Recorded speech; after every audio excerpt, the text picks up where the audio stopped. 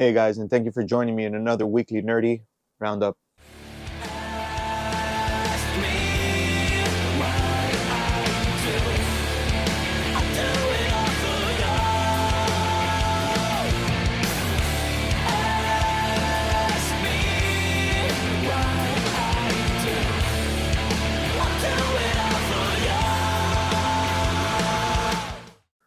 The first topic I want to talk about this week is Kirsty Alley's death. Now, Kirsty Alley is somebody who I got to know from the Look Who's Talking franchise, a couple of movies she made with John Travolta back in the day, about a father who got trapped in a storm and wasn't able to make it home for Christmas.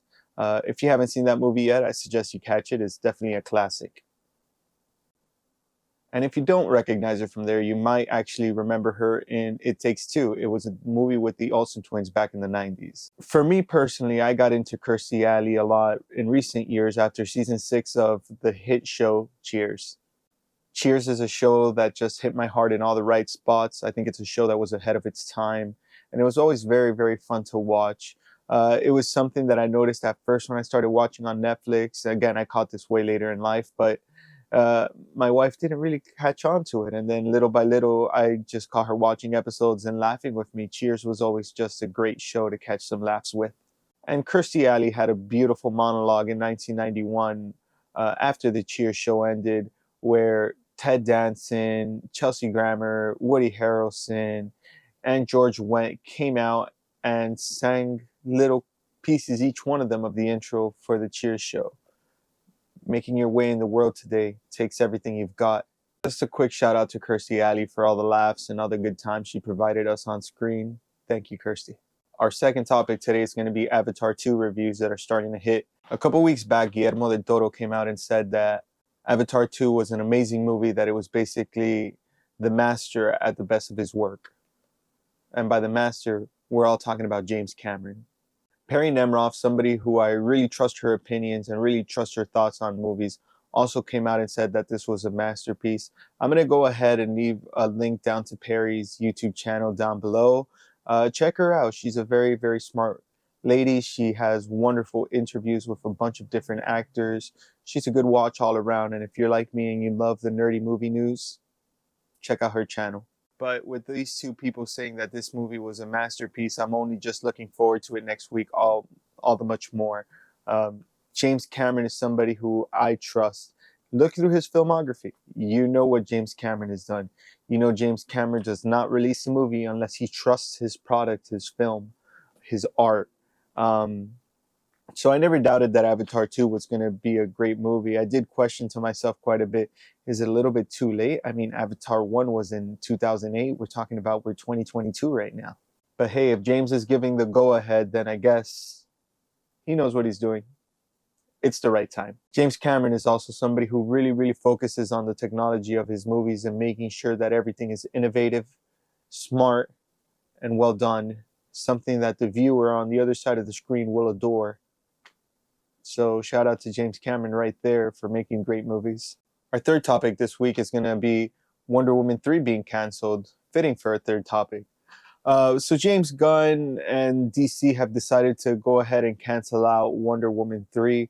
There's been no real reasoning behind it yet. My guess is just that they're going to cancel out the Snyderverse and they're going to reboot DC in general. They have a lot of content that they can use to start off from, or they have James Gunn now who can probably start something fresh for DC. I'm a strong believer that Gal Gadot has done a great job as Wonder Woman.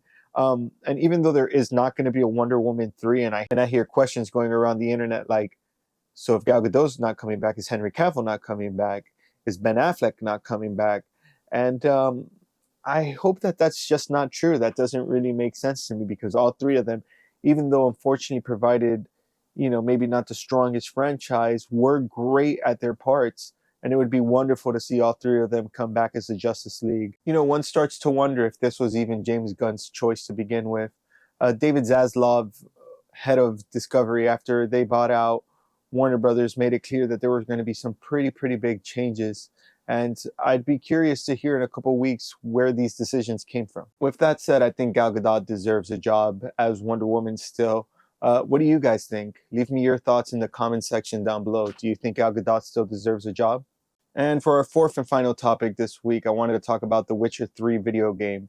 Uh, The Witcher 3 came out back in 2015. It was a game that I remember my mom buying for me as a gift at one point with a beautiful little map. It was like the Steelbook edition of the game. And playing it, it was just a revolutionary game back then.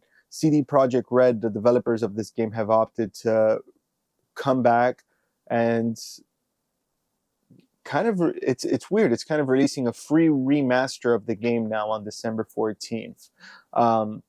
Something that I find very interesting and something that I always appreciate on is free stuff. And any company who's already released a product and they're deciding to make the product a little bit better and gives you that better service, that better product just for free is very kind of them. And, you know, shout out to CD Projekt Red, another shout out in this video for doing such a nice thing for us.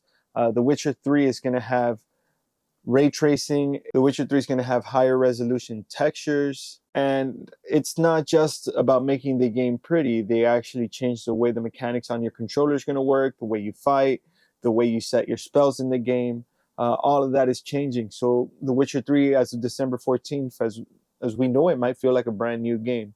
So I can't wait to play that. And if you're a fan of that franchise, go ahead and check that out. If you caught The Witcher on Netflix and you're a fan of Henry Cavill's rendition of that, they are going to plug in some free DLC to this also, based on the Netflix TV show.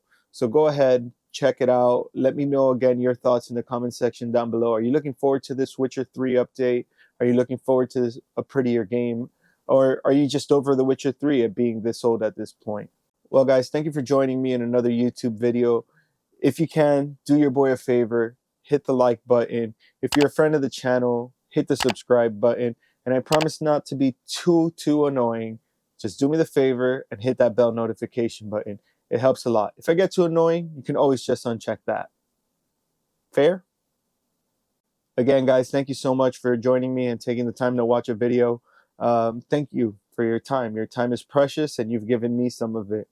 Take care of yourselves and remember, always look up. You know what to do.